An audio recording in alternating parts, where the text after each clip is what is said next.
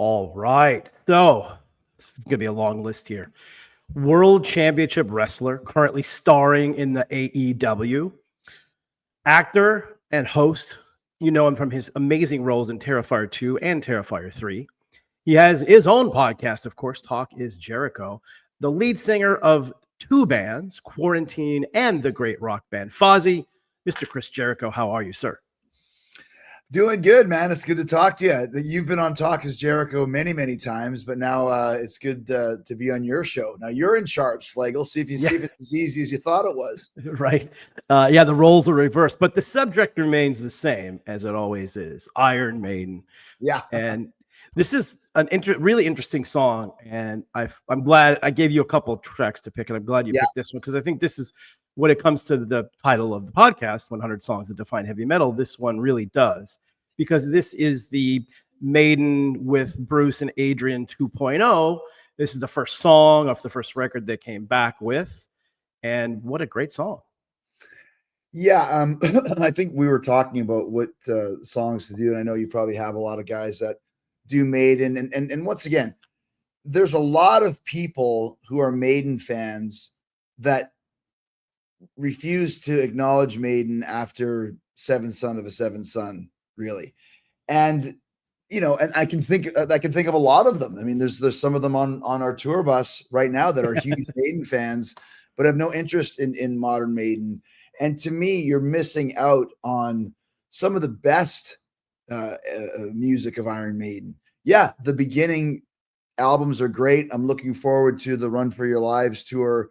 First 9 albums is going to be amazing. But I've already done the set list for the 2000s Maiden tour, which they're going to end up doing. And I hope so. That would include Brave New World and Dance of Death, Matter of Life and Death, and Final Frontier. So yeah, like you mentioned, this was the comeback after Adrian left and then Bruce left. And what a amazing way to burst back on the scene and show people that they weren't fucking around, because they were very adamant they were going to do new music with this. It was not a nostalgia tour. And oh my gosh, was this ever a great way to just bust right through the wall of this new era of Maiden. Yeah, and I have to admit, I was a bit skeptical when they came back, because when, they left Maiden, well, Adrian first, he left before Bruce did, obviously. Yeah. But even the stuff that Bruce and really Adrian on the last record he was on with Maiden weren't some of their best albums. Right. So I wasn't sure what it was going to be after them being gone for so long and coming back. And it was also, but it was an interesting time because of the early 2000s, where kind of metal was more or less kind of finally coming back after the 90s, where it was almost dead and was super underground. But I heard this song, that's classic Maiden. That's a classic Adrian riff, and Bruce. It's classic Bruce Adrian song, like 2 Minutes to Midnight, and so many other ones they wrote. So I was very happy that it sounded really good. Yeah, well, I mean, once again, and you know me, Brian, I am a Maiden fan through and through for all the eras, and was all in. As long as Steve was in the band, much like people who bag on Van Halen 3. It's not the best Van Halen record, but it's the best that Eddie Van Halen could do. And as long as Eddie Van Halen's playing guitar, I'm all in. So when first Adrian left after Seventh Son, and then Bruce left after Fear of the Dark, then of course Blaze came in. We've discussed that at length. I think I've kind of turned you on to X Factor a little bit. A little bit. Yeah, I love the X Factor record, as anybody who knows my Maiden story. But they had run out of steam by Virtual 11. It was getting very stale. And I was almost worried, like, oh my gosh, what's going to happen to my band here? And then, like you said, Bruce comes back, and because Bruce and Adrian had done the Chemical Wedding record and had done the Accident of Birth record as Bruce's solo stuff. And those had some great songs on it. Yep. So I was like, when I heard that not just Bruce was coming back, but Adrian as well, I was super excited. Because to me, Adrian Smith is like Claude Lemieux. He's a guy that won 4 Stanley Cups, and you take him off your team and you lose a big part of the team. He's not the star, but he's the chemistry. And yes. Adrian was that for me with Iron Maiden. So when they both came back, I was really, really excited. And I still remember it was typical Maiden when it just came out of nowhere. and there's the six of them now because they had 3 guitar players, which was so strange. And so many people were angry about that too. We can talk about that. But they are all holding like a stein of beer, or maybe it was a beer bottle. In my mind, it was a stein of beer. All 6 of them kind of like, hey, we're back. And I was like, fuck yeah, that looks cool. And then, like you said, Wicker Man plays and has everything that we could want from Iron Maiden.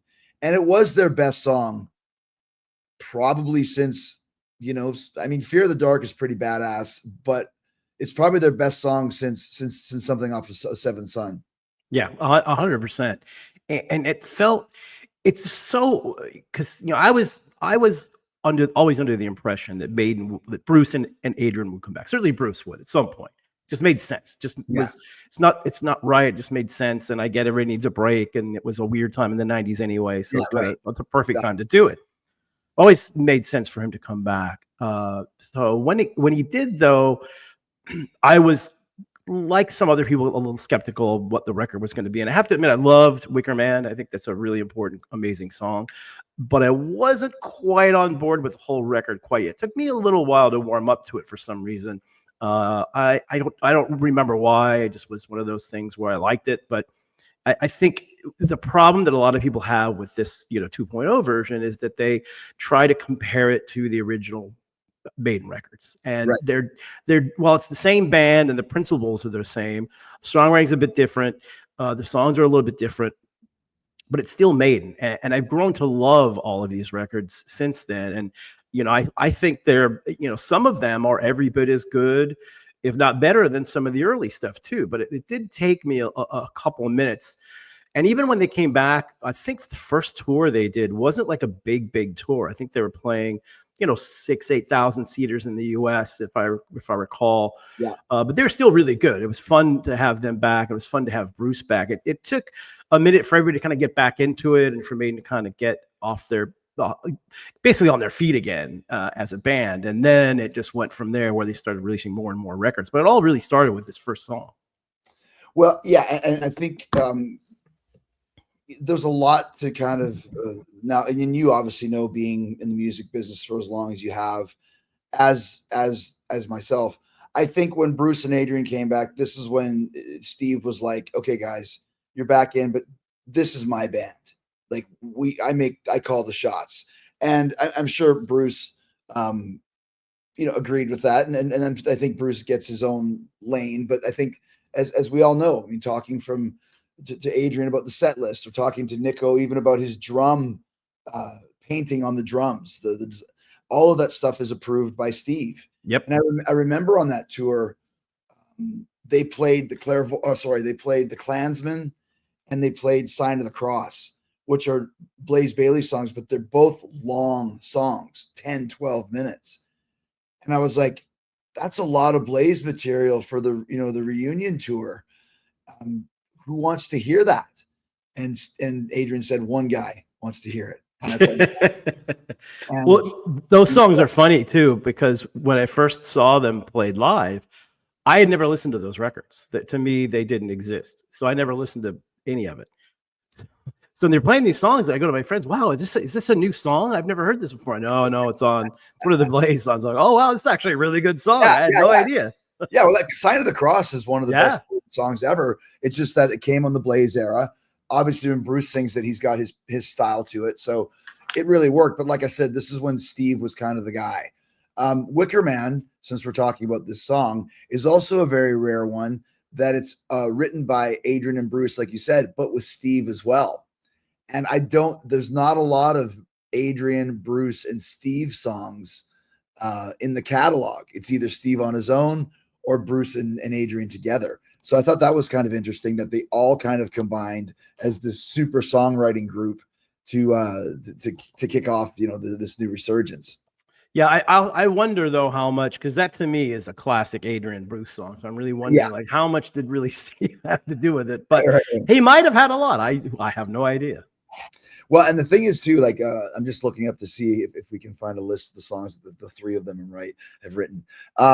There's a few, but not a lot. There's a few. 22 Acacia Avenue, Can I Play with Madness, The Prisoner, and Flight of Icarus all seem to have, according to this thing, some good ones too. Yeah, some really good ones. So, and don't El Dorado, Evil That Men Do. So yeah, there's a few of them that they've done. But here's a funny thing that I always think about when I think about the Wicker Man. It's a great riff, but we've heard the riff before, not just on one song, but two songs. The first one is Running Wild, Judas Priest. Yeah, that's very similar, yes. And I don't even know if you know this one. The other one is Makes Me Want to Sing by Stryper. And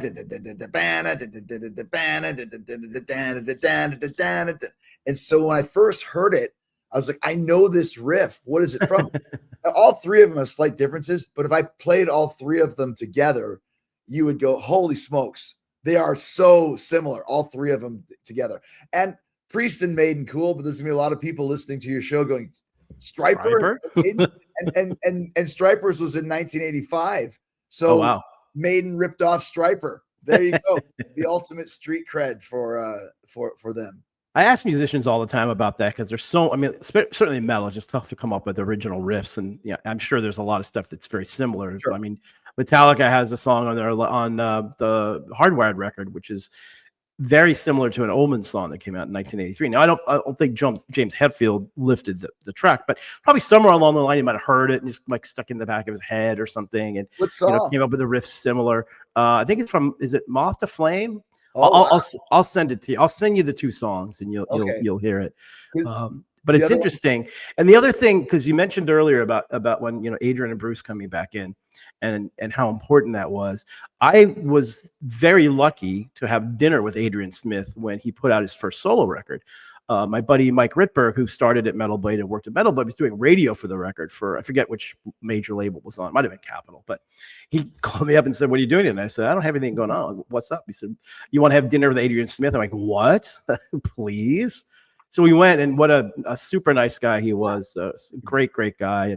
And in my opinion, one of the most underrated guitar players of all time. Such a great guitar player. But like you said, he's like the secret weapon kind of. Well, yeah.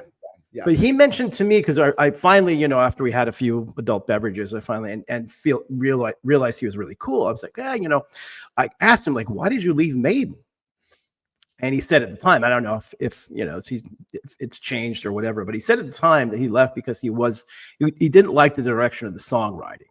And that's a big thing for him. And I mean, he was kind of right, because the records they wrote after he left weren't super great. So it made sense. So I'm sure part of him coming back must have been, and he talks a little bit about it in his book too, which is a great book, by the way, especially if you're a fishing person. But he talks about it in his book about coming back in. It felt like the right time to come back in, and I think they all kind of got along. And certainly he's had a lot of really great songs that he's written since he's come back in, which is great for the Maiden camp. Yeah, well, yeah, and that's the thing about that was, I remember when they came and played, because I had met Adrian a few times. No, I hadn't met Adrian a few times. They came and played the Brave New World tour, and we went and saw them in Chicago and Milwaukee. And like you said, they were kind of outdoor amphitheaters. The Chicago was like the UTC Pavilion, which I think 6,000 or so. And the best thing was that I knew this. I think it was Chipster, the PR guy, Chipster. Yeah, Chipster. Yeah, Chip. Yeah. He somehow got me backstage passes. I can't remember why or how. And I flipped out. I took my two cousins and we went and saw them. And there was a security guard called Wally Grove was his name. He was one of Maiden's guys, one of the guys that had been there for 30 years. I think he's since passed away. And he took me around, and somehow I met Adrian or Adrian's wife wanted to meet me because their son was a fan of wrestling. Of course.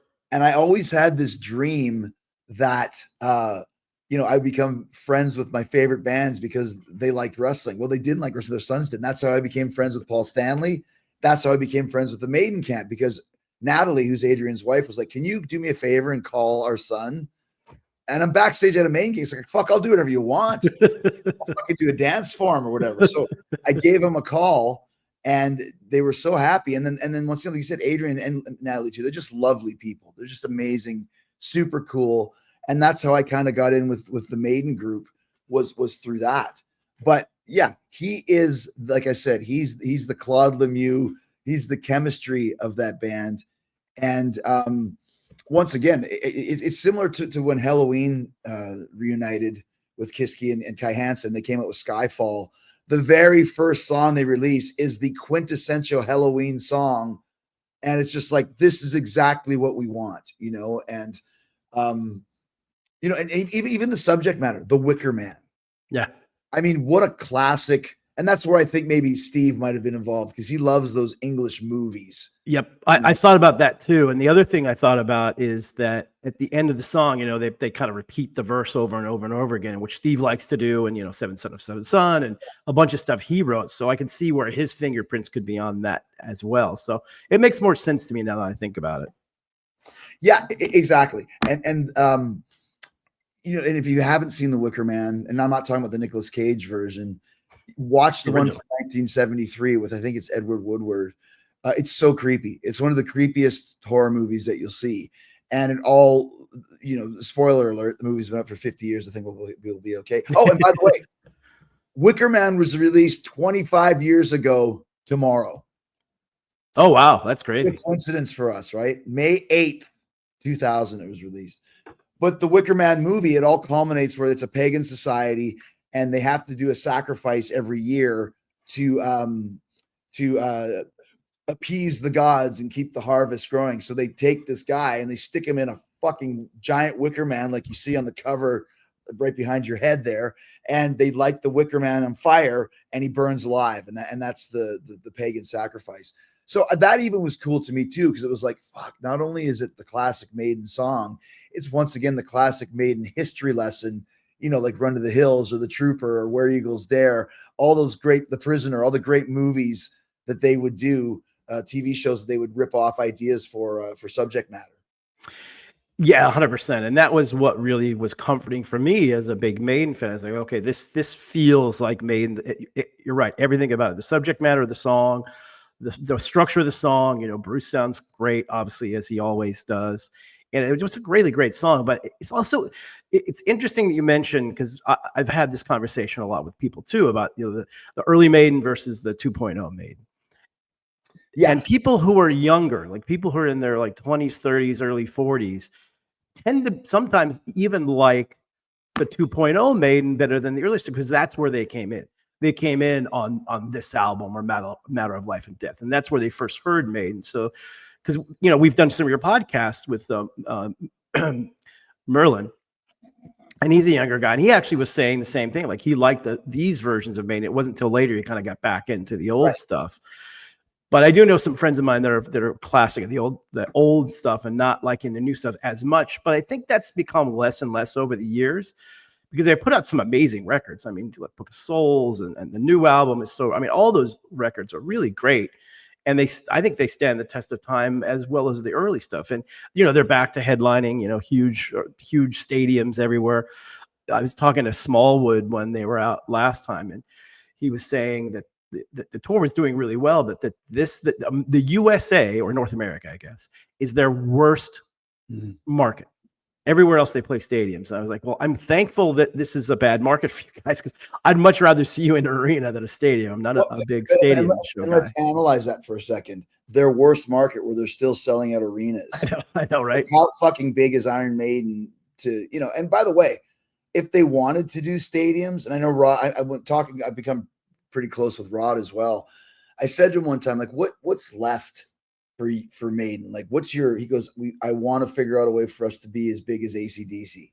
Yeah. Like they still have this goal. And I said, dude, the way to do it, Rod, is Priest and Maiden and Scorpions, for example, stadium tour.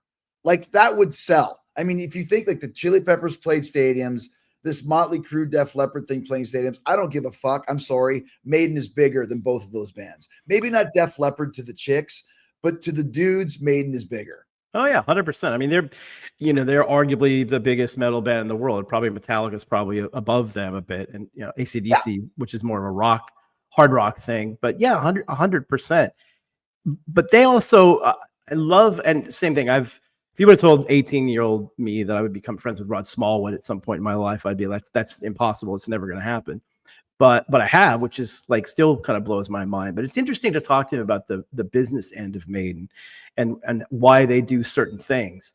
And they definitely do love the control of. Did I lose you there? Sorry about Oh, that. are you My there? Wi-Fi went weird. Oh, God, are you back?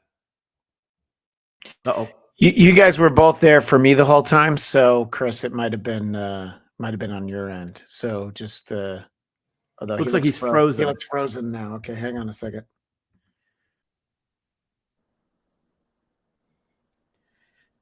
So yeah, we're talking about Rod and how, Maiden do love to have control over things, and I don't get the feeling that they're, and talking to Rod too, like they kind of like to have their own way and not really have like a big opener or do a big package together. They've done that in the past, but I think they like to do things the way they like to do them now, and certainly everywhere else in the world they're mass. I mean, they're still massively huge in the States. I mean, and you're right. If it was a Priest, Maiden, Scorpions tour, they probably could play the stadiums. But selfishly, I'm going to say not to do that because I'd rather see them in arenas.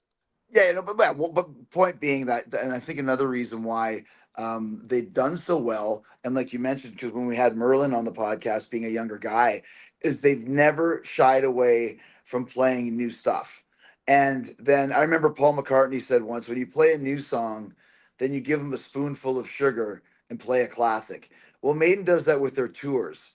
They'll do, and even this last tour, when the Caught Somewhere on Time thing, it was awesome, but they still played 5 songs from Senjutsu, 3 of them over 10 minutes long. So it's like they still have, 45 minutes of new material or 50 minutes of new material, but then you get the spoonful of sugar where they're doing the Run for Your Lives tour. So, and they're smart. They've got so many different ways of doing things, but they've based their entire modern career on new music, which is so smart. Yeah, it's interesting when I remember watching Metallica on Howard Stern one time, and Howard was asking them like, "Why do you guys keep making new records?" Because clearly, Maiden, Metallica, these bands don't need to make new records; they can just tour forever on the hits, and people will still show up. But James said something really interesting. He said, we're artists and we want to create. And that's what we do. We create. So we want to make new music. And it's the same thing for Maiden. You get people who are, you're an artist as well. You get to be an artist. You want to continue to create. And you could just go and rest on your laurels, so to speak. But they create new music, which I love it. Because even like AC/DC, their last record was awesome. I was like, holy cow, that record came out of nowhere. It's really great. So as a fan, I love that these bands are still doing it and still doing it at a really high level. Well, what bugged me the most about the new AC/DC record is the fact they're only playing 2 songs from it live. I know. And I understand. I get it. But like you mentioned, it was such a great record.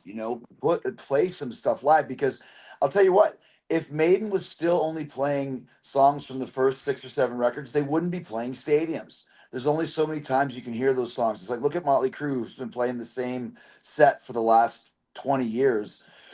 It's like, dude, you guys, and they don't have any new stuff to play. And this is not a bagging on Motley Crue podcast, but I'm just using that for example. And once again, Wicker Man comes out and they do the classic Maiden where they open the show with the first song on the record. All of it fit as far as letting us know that this was a reunion, but it was based around new music. And I think they played 7 or 8 songs from Brave New World on that tour. And yes. I know there was a lot of people who were like, Andy Sneap always comes to mind. It's like, I don't want to hear this new Maiden. I don't want to hear it. And it's like, this is where they're at, and this is like, this was kind of the beginning of Maiden switching the style of these short songs with a couple long ones to all of them being long with a few short ones. Like now, you look at Senjutsu. I mean, every song on that record starts with like 2 or 3 minutes of like Steve noodling and acoustic guitars, but that's just how it is for them now. And either you accept it or you don't. Yeah, and look, I love long songs. I the longer the better for me. I love classics, long stuff, epic songs. I love it. And Senjutsu is one of my favorite Maiden records of all time, actually. And I was really happy with that set list because they played a bunch of stuff from Summer in Time, which they rarely play, Great. and Alexander the Great, which is, I can't believe they played that. It's another one of my favorite Maiden songs. I'll never see that song ever live. And sure enough, they played it, and the good stuff from Jitsu. And same thing, they sold out everywhere they went. They did great everywhere. People stayed till the end. Even during the new songs, a lot of times people will go, out to the bathroom or grab a drink or something, and they were staying. They were pretty much staying inside, and they did those songs so well. So I like the fact that they're doing that, because I got to figure that when they finally got back in the studio, the magic was back, right? Where you could just tell on that record that Maiden is back. The classic Maiden lineup is back, and there's some great songs on all those records, including this one, obviously. Well, and there's some trivia about it. I was looking up some stuff that this was the first song they jammed on when they got back together. So, and once again, I love the fact that it was based around new music, and even to the point where it's, let's get together and start with a new song. I think that's also where Steve got involved in the writing, where Adrian started playing the riff, Bruce started doing the melody, Steve was involved with, I don't know, maybe a middle eight or whatever it may be. But this was created in these initial jams of their reunion. There's also something else very interesting, Brian. Do you know that there's a different version of this song? No. Okay. So I always remember hearing it first. And when the chorus comes on, your time will come, there's a refrain. Your time will come and his will too, or something like this. I'll get the exact, there's a part that okay, so it's the radio version. Yeah. Your time will come, followed by thy will be done. Don't turn, don't run, burn on the sun. So that was the initial version. That's And right. It came out on radio, and I guess they hated it and pulled it, which surprises me that it was even ever allowed to be released in the first place. So strange. Yeah, that's right. Now that you mentioned that, I do remember that there was the radio track, and when the record came out, it was a different version of it. I do remember that. Now, I can only imagine that. I mean, again, pure speculation, but it's possible the record company wanted to put it out, and they liked that version for whatever reason, and then the band heard it, and they, no, we don't like that version. I don't know. It's interesting though how especially a band that's so controlled as Maiden is, that stuff like that would happen. But it's also their first record coming back, and they weren't the powerhouse that they are again now. So there might have been some of that too. Hey, that's another great point, Brian. You got to remember where Iron Maiden was at that time. I mean, they were playing the fucking Masquerade in Atlanta, which is, that's where Fozzy plays. And Rich went and saw them. I was like, what did they do on stage? Like, the stage is so small. They still try to do the backdrops, and like they were as low as you could get. Like that's a fucking one step ahead of playing in a bar.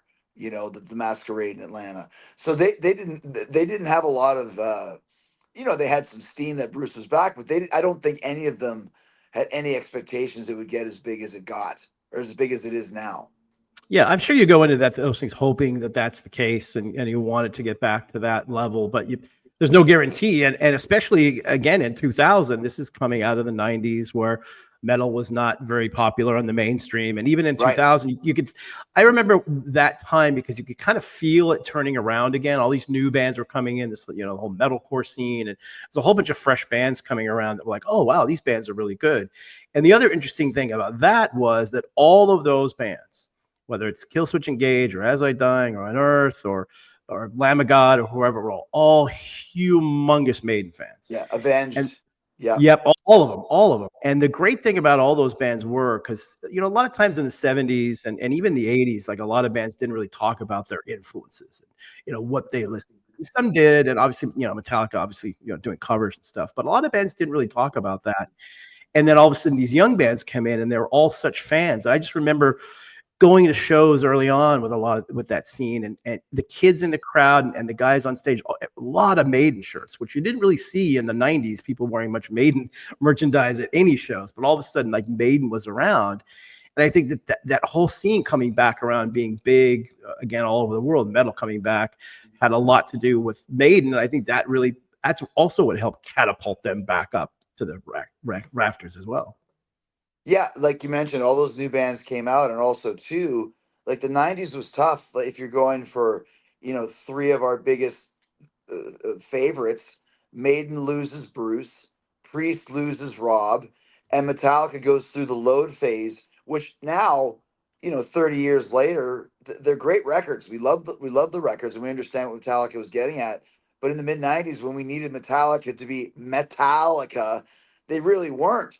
And here you are in 2000, to 2003 or whatever it is. Bruce comes back, Halford comes back, and as critically, hassle as Saint Anger is, it's a return to form of Metallica coming back and playing fucking heavy metal. So it was a great time for the scene, um, along with all of these great new bands that were playing guitar solos, because that was Yeah. not in vogue in the '90s either. So yeah, or it was not in vogue in Saint Anger either.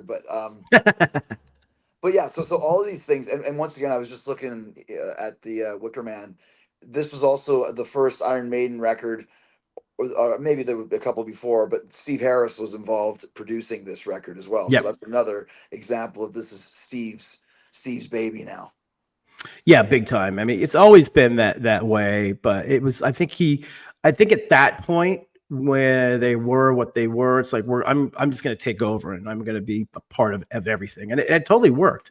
So we got to talk about the elephant in the room here, and that is that they come back, and Adrian comes back, but Yanick Gers stays in the band. He doesn't leave, and he's become this polarizing Oh, figure I know, right? in the band.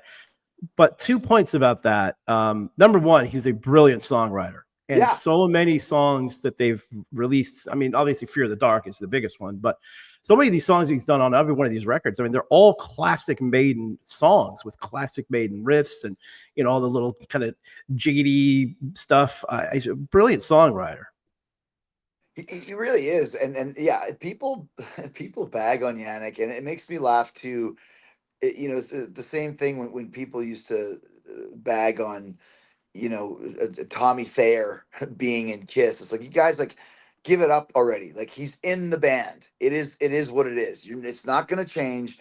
Same with Yannick. I mean, obviously, and it's a classic Steve.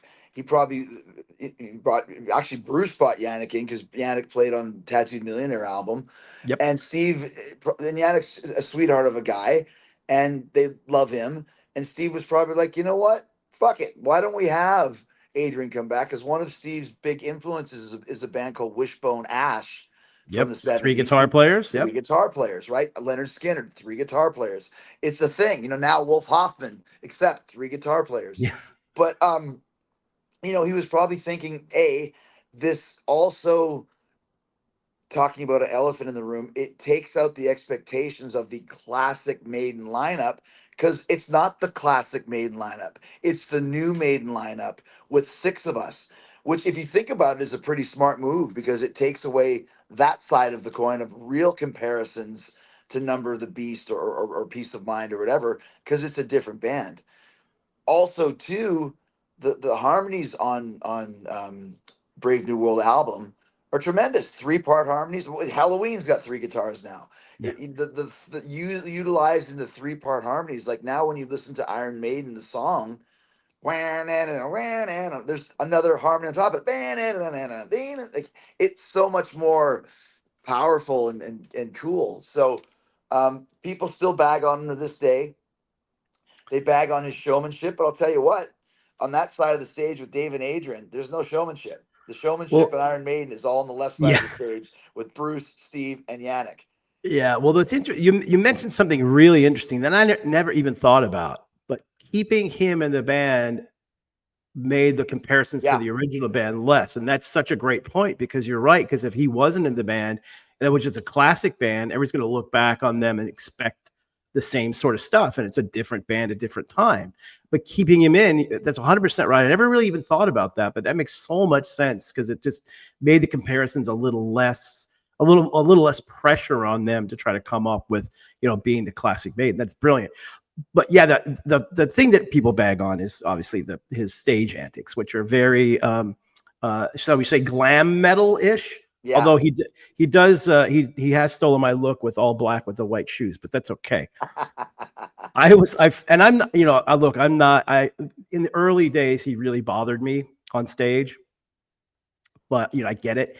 I ended up being on Eddie Trunk's show with the comedian Dean Del Rey, and somehow we got in. I think Maiden had just played a show in New York or something, and so we started getting into the whole. Eddie started getting into the whole, Yanick thing and how like I don't know why you guys in the band, and then Dean was following him up saying the same thing, and I, just to make it interesting radio, was kind of playing the other side of, well, this and that, and about halfway through this like 5-minute conversation or however long it was, I said, like, there's a lot of people listening to this that are friends of mine that can't believe I'm actually like sticking up for Yanick Gers.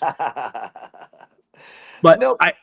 but real quick, I asked them one time. I forget who it was. I asked. I think it was it might have been Dave or Adrian. I can't remember. It was like one of those late night things, and we're just kind of talking about a bunch of stuff. And I go, well, I just asked them innocently, like, why did you guys keep Yanick in the band? And they said the exact same that you said. He's the showman. He's the showman. So Yeah. takes the pressure off because, Adrian and Dave don't, but never really moved around a whole lot. So I think it takes the pressure off them a little bit. And, he stays out of the way for Bruce and Steve to do their thing. So I get it. I understand it. But once again, too, he's a great guy, and they like his guitar playing, and it's the chemistry of the band, So I never had a problem. I thought it was fucking cool as shit that they had 3 guitar players, and that analogy that I just made about taking away the pressure, I'd never have thought of that before either. There's a band, which I'll tell you after, you might have heard, that might be getting back together again, that's doing something similar to completely take all comparisons off the table. But there's one that we can say of Bruce Springsteen. When Clarence Clemens died, how do you replace Clarence Clemens? You bring in 3 horn players. Yes, that exactly. takes away everything. And it's like, what a great move in doing that. So it changed the dynamic of the band, and people who are still angry about Yanick, existing. It's like, on Senjutsu, Stratego is one of my favorite songs on the record. Yes. And that's a Yanick song. He writes some quality material as well. Yeah, he's always been a good songwriter. He started out in this band, White Spirit, which was from the new wave of British heavy metal, and I was a big fan of theirs. The one time I've only talked to him once or twice, but one time I did talk to him. We talked quite a bit about White Spirit. He's not the most talkative guy, I noticed, but super nice. He's a very sweet guy, though. Like he's one of those guys. I remember, for example, when we went to that first time with Maiden in Milwaukee and Chicago, when I met Adrian. Yanick was backstage, and he was like, "Would you guys like any pizza? Would you like something to eat?" Like, he was just like, who would, like, I don't know. I just thought it was pretty cool. They offered us some of their food. Like, that was kind of a cool deal, But yeah, so once again, we don't know the inner workings of the chemistry of the band, but he's in the band. He's been in the band for 25, rephrase. Longer. He's been in the band for 35 years. Yeah. He's not going anywhere. So, and if that's the case, you just accept it, man. It's all right. It doesn't make them a bad band in any way, shape, or form. Yeah. Actually even adds to it. Yeah, I agree. It's just kind of funny over all these years. Like I said, I get it because, he's not the traditional serious metal dude on stage. And I think some people they take that the wrong way for whatever reason. Once again, Maiden does what they want, and they don't care what you think. So yeah, they don't care what we think. They don't care. They don't care what anybody thinks. In fact, I think it's amazing that first of all, the biggest travesty of all time is the fact they're not in the Rock and Roll Hall of Fame. Ridiculous. It's the most stupid thing ever. But they really don't care. Like I've talked to Rod, like fuck them. We don't care. We won't even show up. They put us in, kind of like what happened with the Sex Pistols. So I'm sure they'll get it at some point. But still, to me as being, look, they're my favorite band of all time, and to be, one of the arguably top 3 rock metal bands in the world. They're way bigger than 95% of the bands that are in that thing. But that's a whole other they're in our Hall of Fame, so they don't. Yes. I just saw the White Stripes one in there. I'm like, fuck, that's ridiculous. Like, I know one White Stripes song, and I'm not that guy. I don't really care about the rock, but like, really, like, 7 Nation Army is enough to get into the Rock and Roll Hall of Fame. Like, is that all it takes? One song? Because if that's the case, then Aha should be in the Rock and Roll Hall of Fame. Put them in there too. They got a great song. Whatever, right? Right. Yeah. That's we could talk forever about that. Yeah. So where in your personal archives of Iron Maiden, where do you put the Wicker Man in terms of ranking it in the Maiden Well, category of songs. well, once again, I mean, Maiden have so many freaking songs. I mean, I was just looking at songs that Steve, Adrian, and Bruce wrote. These Colors Don't Run, Brighter Than a Thousand Suns, freaking The Longest Day. I mean, that album, A Matter of Life and Death, is killer too. But I mean, Wicker Man, I don't say like it's in my top 10, because that could rotate at any point in time. But I will say this, as far as ranking, I think it's one of the most important Maiden songs of all time, if not the most important Maiden songs of all time, because it really, like we discussed, really showed people that they were serious about this. You know, it wasn't just a cash grab, nostalgia run. They were coming back for the right reasons and with the right material. So I think had they not released Wicker Man, maybe the buzz for the reunion wouldn't have been as big. You know, if they would have put out Ghost of the Navigator or Brave New World, which are also great songs, but they start slow. They've got the build. This one, there is no slow. It's boom, right out of the gate, which was an early Maiden trademark. It is not a late Maiden trademark. They do not do short songs that are 4 minutes anymore that start with a riff. They're very rare. You know, they're very, very rare. I think there's one in Shinjutsu, the Days of Future Past, but you know, it's not like it used to be. So this was kind of the like we said, the connection between old and new. And I can't wait for them to play it again. Like I said, I've already have my 2000 tour set list, and they open with Wicker Man, as you have to.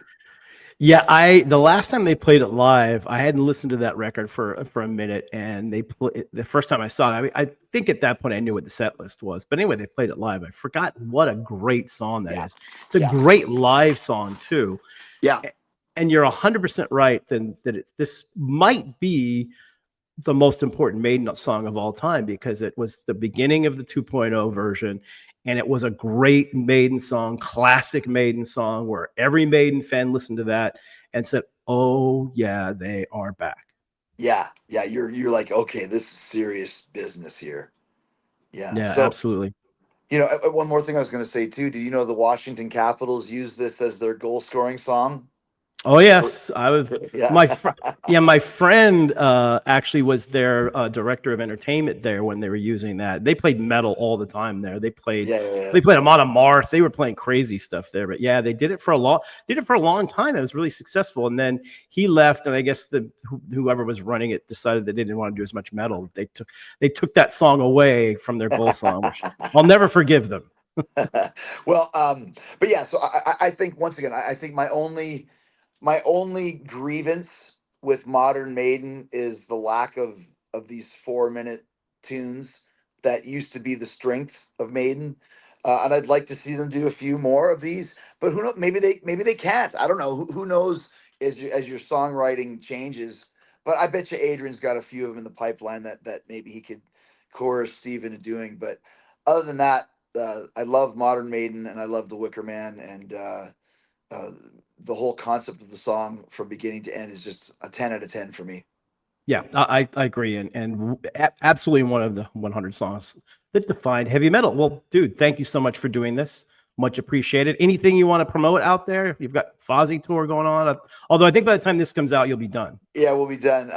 Yeah, the only thing I ask is let me do one more with you, and let's do something really obscure, new Yeah, wave of British heavy metal or something, or Canadian metal or something. I'm 100% down with that. Well, dude, it's great job, man. So it's always fun to talk Maiden with you, and we'll have to do another talk as Jericho. We'll have to pick a Maiden topic. We still need a third though, because Merlin's out of the loop now. Well, maybe because he was changing careers, maybe he's available to do, because I You can guess he ask was him. not allowed to do them. Maybe he can do them now. We'll see. Maybe we'll get But maybe a Dean Del Rey or something. I'm sure we'll find there somebody. you go. Dean would be Yeah, good. Dean would be awesome. Yeah. Thanks again, dude. And you can't leave because we have to upload the recording, so you got to stay for a I know couple how it minutes. works. Trust me. And can you do me a favor? There was a hit, Chris, right when you said. So can you just say again, the Washington Capitals use this song as their goal scoring Oh, song? did you know that the Washington Capitals use this song as their goal scoring song? I only know because you told me. Anyway, thank you.